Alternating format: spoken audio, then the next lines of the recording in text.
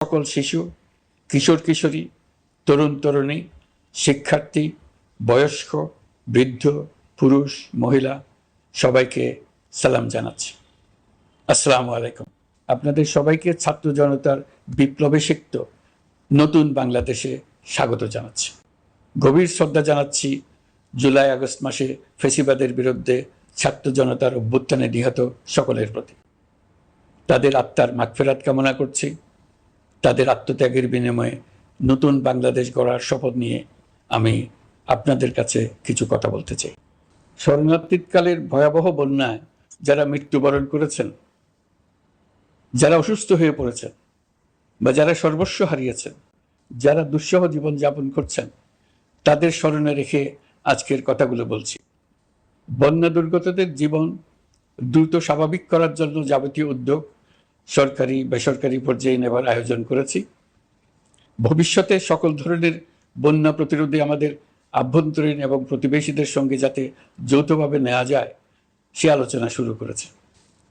প্রিয় দেশবাসী, আপনারা জানেন বিপ্লবী ছাত্র জনতা জাতির এই ক্রান্তি লগ্নে আমাকে এক গুরুদায়িত্ব অর্পণ করেছে।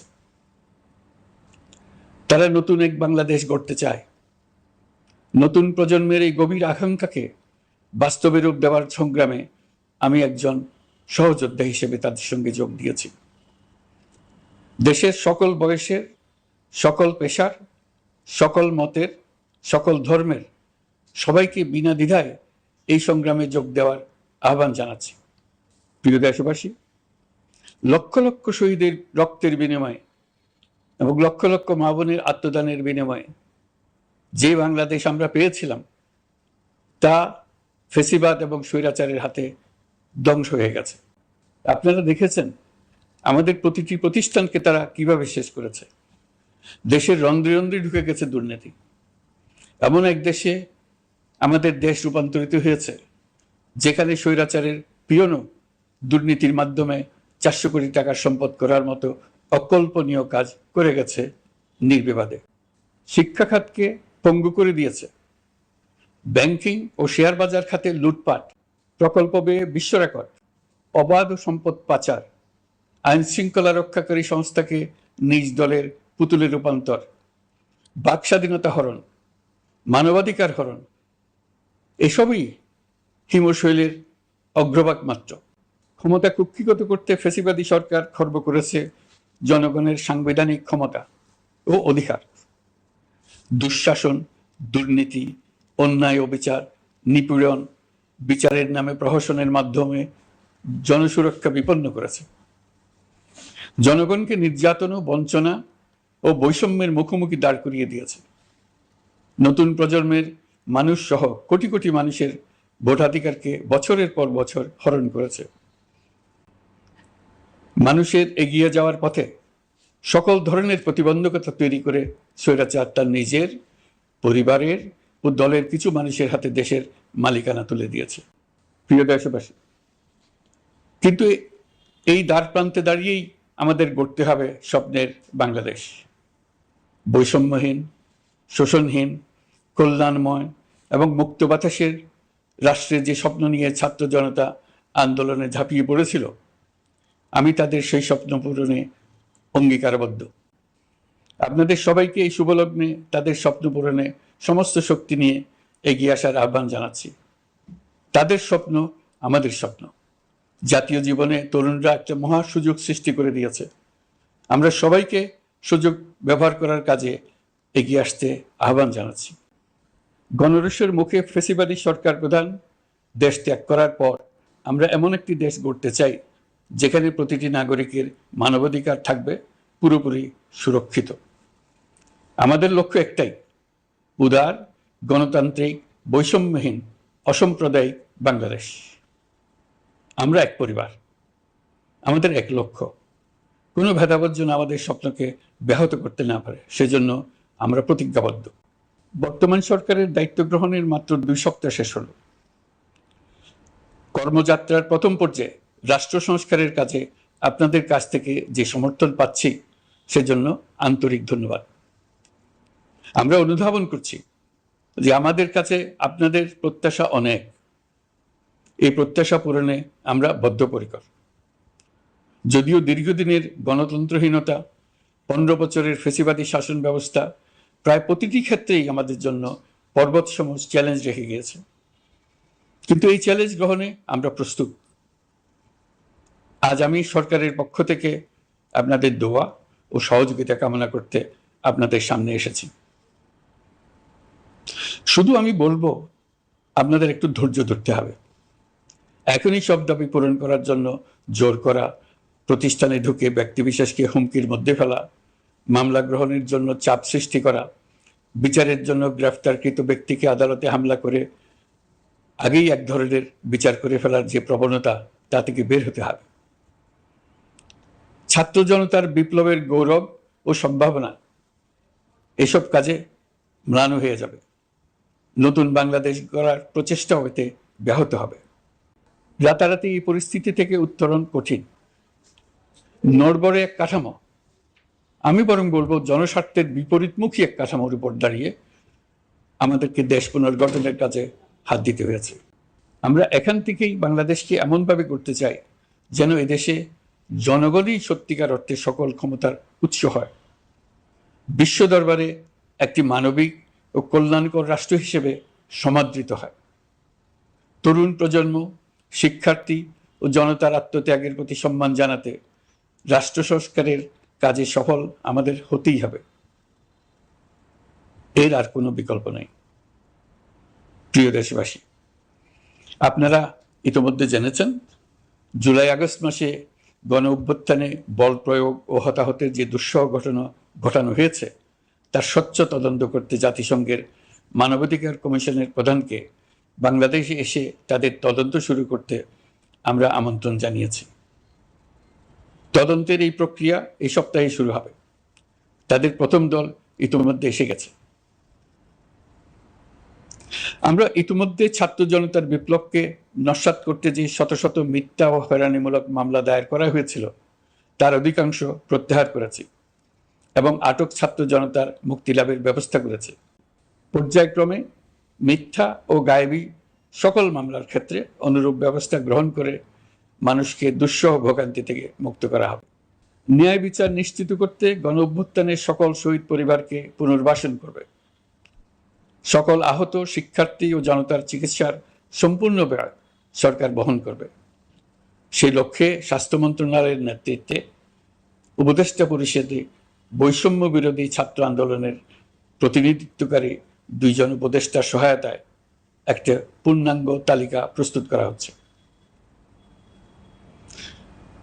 এই কার্যক্রমের জন্য এবং গণ অভ্যুত্থানের শহীদদের স্মৃতি ধরে রাখতে সরকার অতি দ্রুত জুলাই গণহত্যা স্মৃতি ফাউন্ডেশন নামে একটি ফাউন্ডেশন প্রতিষ্ঠা করার প্রক্রিয়ার শেষ পর্যায়ে এনেছে।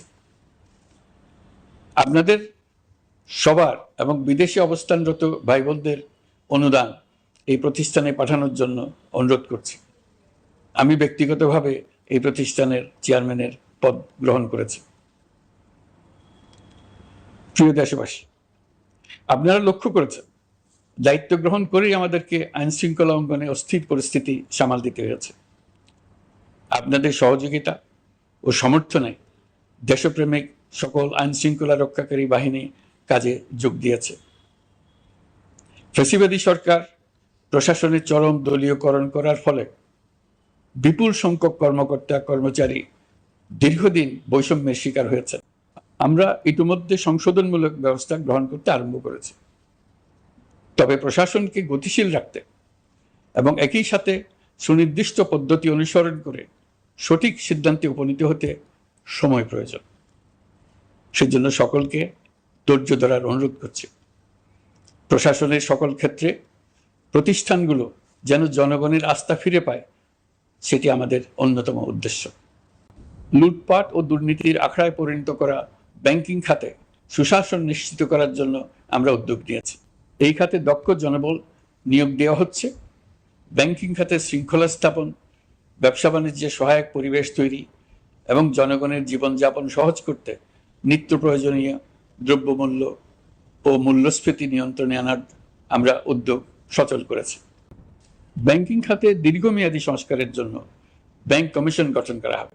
আর্থিক খাতে সার্বিক পরিস্থিতি ও সংস্কার বিষয়ে একটি রূপকল্প তৈরি করা হবে, যা দ্রুত জনসমক্ষে প্রকাশ করা হবে। শেয়ার বাজার, পরিবহন খাত সহ যেসব ক্ষেত্রে চরম বিশৃঙ্খলা বিরাজ করছে তা নিরসনের দ্রুত পদক্ষেপ নেওয়া হচ্ছে। বিচার বিভাগকে দুর্নীতি ও দলীয় প্রভাব মুক্ত করতে কার্যক্রম শুরু হয়েছে। একটি সুনির্দিষ্ট প্রক্রিয়ার মধ্য দিয়ে বিচার বিভাগের স্বাধীনতা ও জবাবদিহিতা নিশ্চিত করার উদ্যোগ নেওয়া হয়েছে। ফ্যাসিবাদী সরকারের বিচার বহির্ভূত হত্যাকাণ্ড, গুম, খুন, অপহরণ এবং আয়নাঘরের মতো চরম ঘৃণ্য সকল অপকর্মের ন্যায় বিচার নিশ্চিত করা হবে। এসব অপকর্মের সঙ্গে জড়িত সকলের বিচার নিশ্চিত করা হবে। তালিকা প্রস্তুত করে মিথ্যা মামলা প্রত্যাহার করা হবে। দুর্নীতি ও সম্পদ পাচারের বিচার করা হবে। আইন শৃঙ্খলার ক্ষেত্রে জনমুখী ও দলীয় প্রভাবমুক্ত জবাবদিহিমূলক কাঠামো সৃষ্টির লক্ষ্যে পুলিশ কমিশন গঠন করা হবে।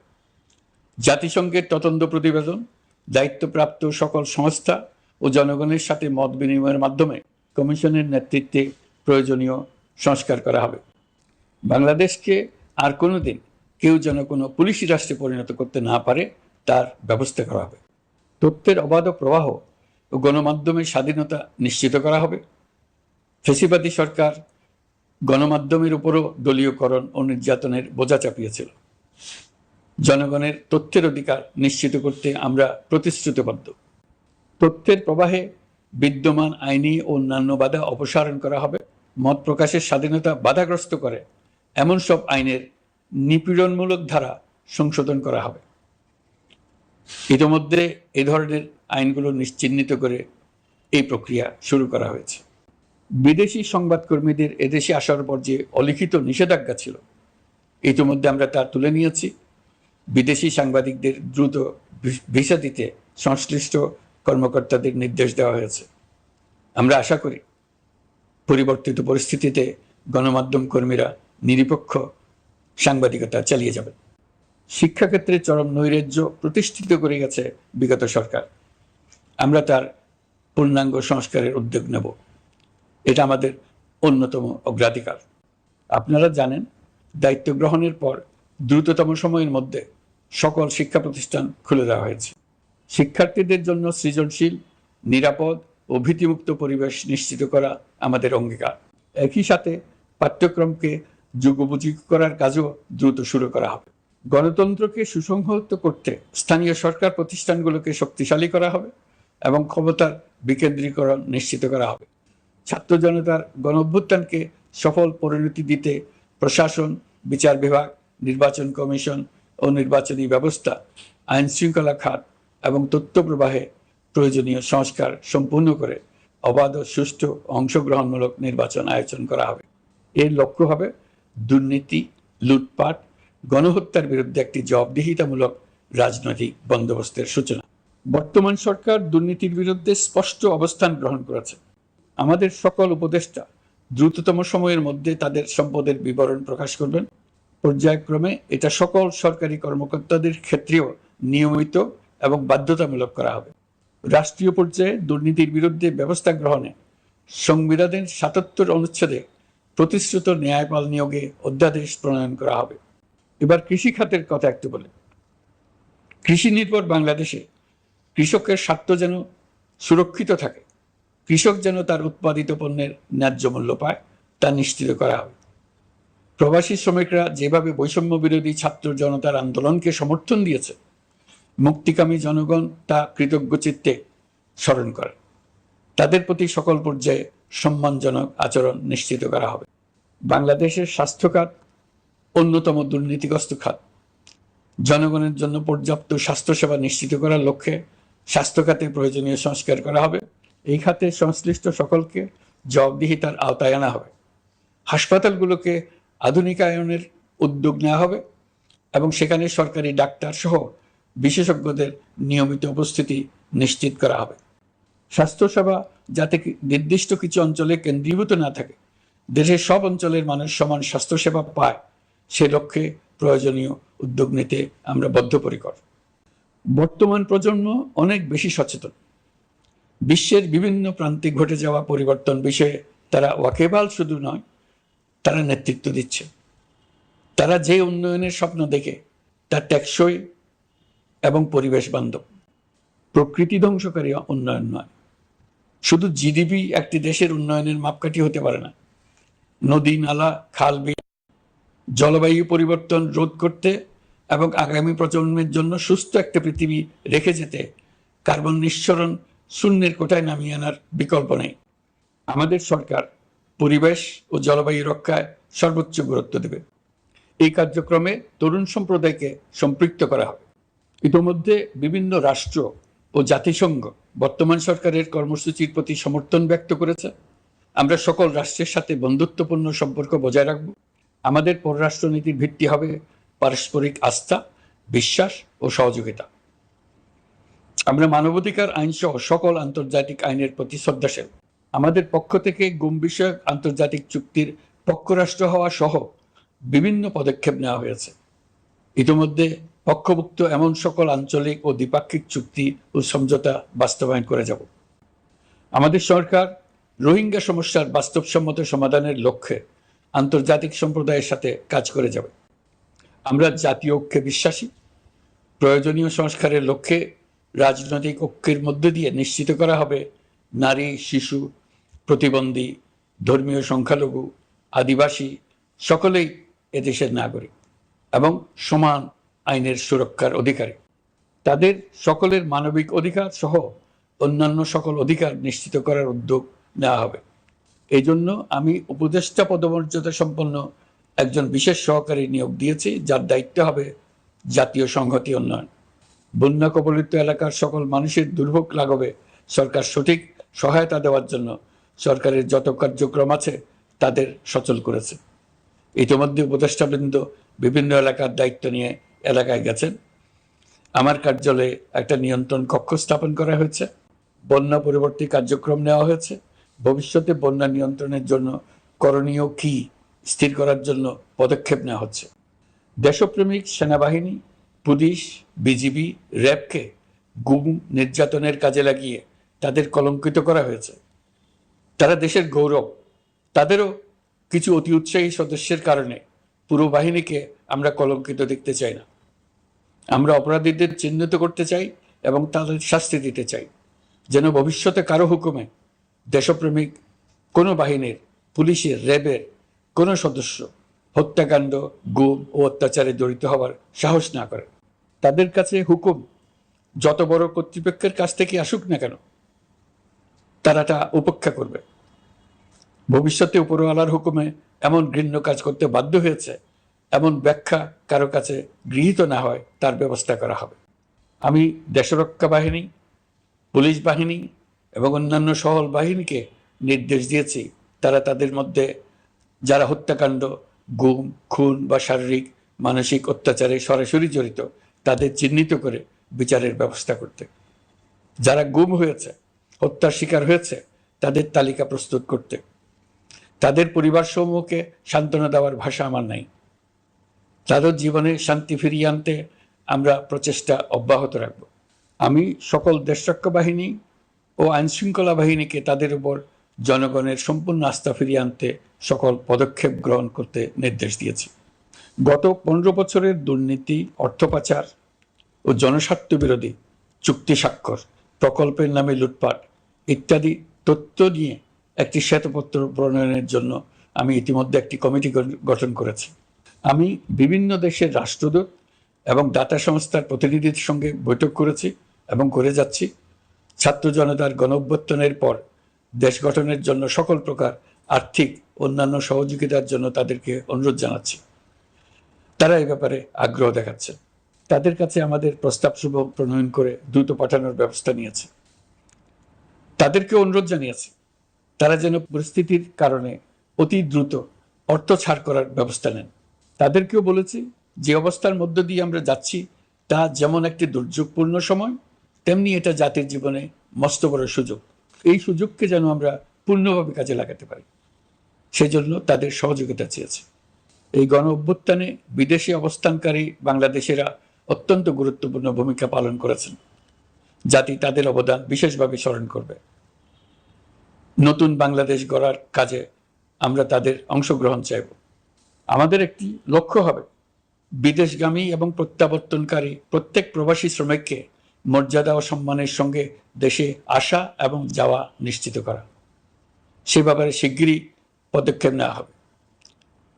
বিদেশে অবস্থানরত সকলের কাছে আমার আবেদন, তারা যেন তাদের উপার্জিত অর্থ অফিসিয়াল চ্যানেলে দেশে পাঠান।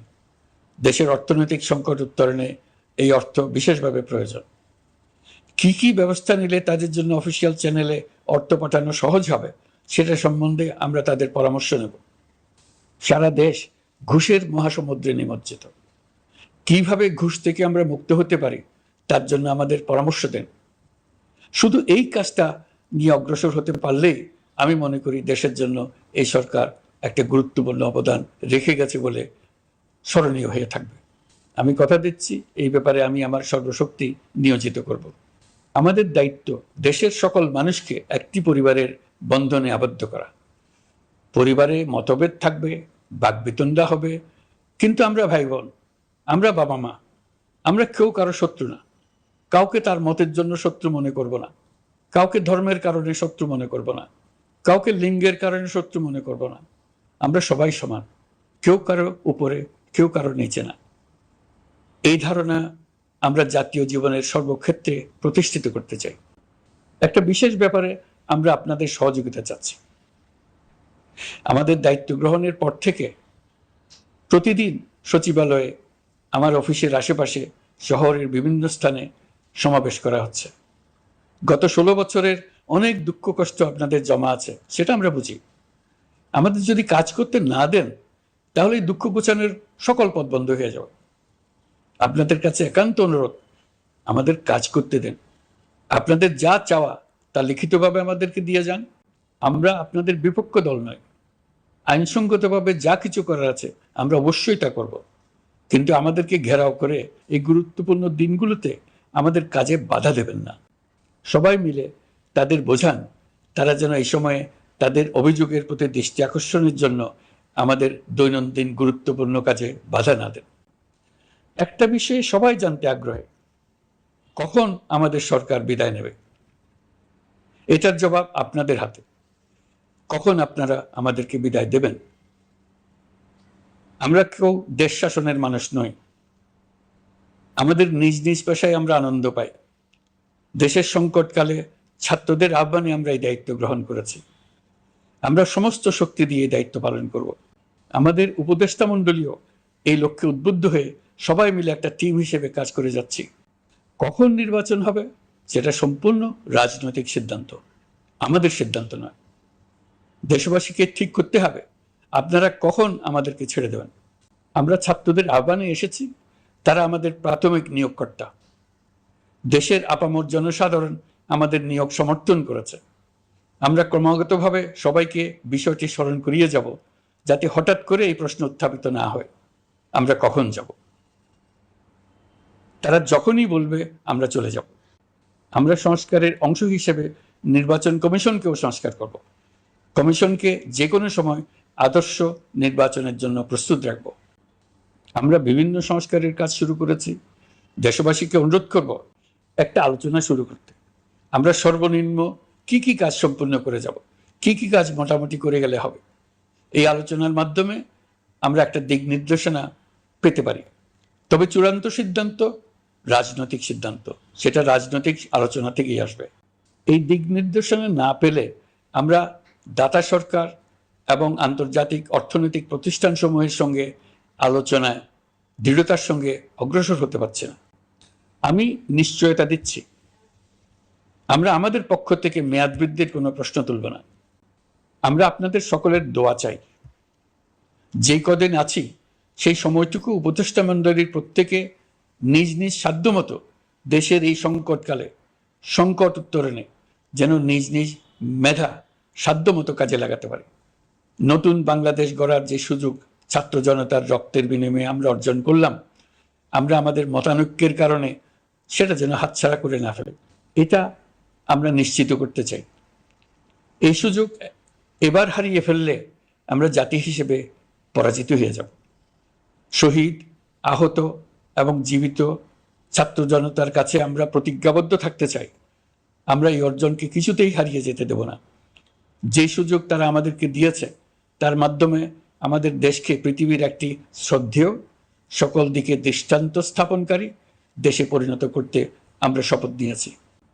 সবশেষে আবারও আমাদের দেশের সকল মানুষ, শিশু, কিশোর কিশোরী, তরুণ তরুণী, বয়স্ক, বৃদ্ধ, নারী, পুরুষ সবার কাছে দোয়া চাইছি যেন আমরা আমাদের সকলের স্বপ্ন বাস্তবায়নে সফল হই। আল্লাহ আমাদের সহায় হন, আমাদের সবার মঙ্গল করুন।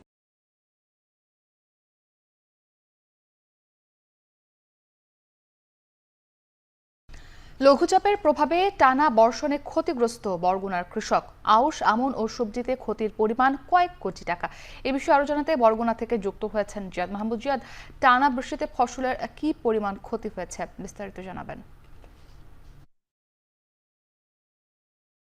মুক্তি, আমার পেছনে দেখছেন একদিকে আমনের যে বীজতলা এবং আরেকদিকে আউশ ধান চাষ করেছিল উপকূলের যে কৃষকরা, সেই আউশের ক্ষেত, এবং দুটোই রয়েছে পানিতে নিমজ্জিত প্রায়।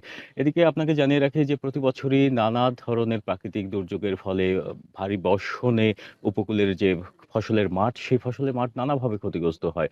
আমরা গত বছরের পরিসংখ্যান, আউশের ধানের চাষাবাদের পরিসংখ্যানটি আপনাকে জানিয়ে রাখি। গত বছর ৫৭,০০০ হেক্টর জমিতে আউশ আবাদের লক্ষ্যমাত্রা নির্ধারণ করলেও কৃষি সম্প্রসারণ অধিদপ্তর যেটি নির্ধারণ করেছিল, সেক্ষেত্রে অতি ভারী বর্ষণের ফলে গত বছর ৪৪,০০০ হেক্টর জমিতে কৃষকরা আউশ ধানের চাষাবাদ করেন, এবং সেখানে এবছর ৪৩,০০০ হেক্টর জমিতে আউশ ধানের চাষাবাদ করা হয়। গত বছর প্রতি একর জমি থেকে কৃষকরা প্রায় ৩৫ থেকে ৪০ মণ ধান পেয়েছিল, এবং এবছর অতি ভারী বর্ষণের ফলে আউশ ধানের ক্ষেতগুলো নানাভাবে ক্ষতিগ্রস্ত হয়েছে। আমরা অনেক স্থানে দেখেছি যে আউশের ক্ষেতে যে সেখানকার চারাগুলো কিন্তু নুয়ে পড়েছে, এবং আউশ ধানে চিটা হওয়ার সম্ভাবনাও রয়েছে বলে এখানকার যে চাষিরা রয়েছেন তারা আমাদের জানিয়েছেন। কৃষকরা জানিয়েছেন এবছর ২৫ থেকে ৩০ মণ তারা প্রতি একরে সর্বোচ্চ ধান পেতে পারেন। এদিকে আমনের যে ক্ষেত, বরগুনা জেলায় ১ লক্ষ হেক্টর জমিতে আমন চাষাবাদ করা হয়, যার সাথে প্রত্যক্ষ পরোক্ষভাবে ১,৮২,০০০ কৃষক মানে জড়িত থাকে, এবং এদিকে এই ১ লক্ষ হেক্টর জমির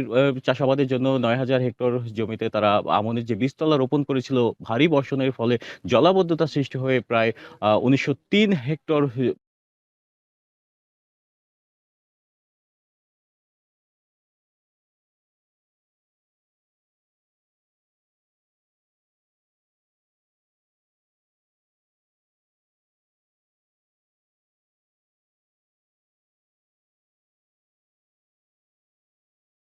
এখন যারা এই সমস্ত শেখ হাসিনাকে সাপোর্ট করে এতদিন এই পর্যন্ত আসছে, ওয়াকার স্যার আপনি এদের সাথে আর্মির ইউনিটি দেখাচ্ছেন, যেখানে হিরো মেনেছে, হিরো মানার পর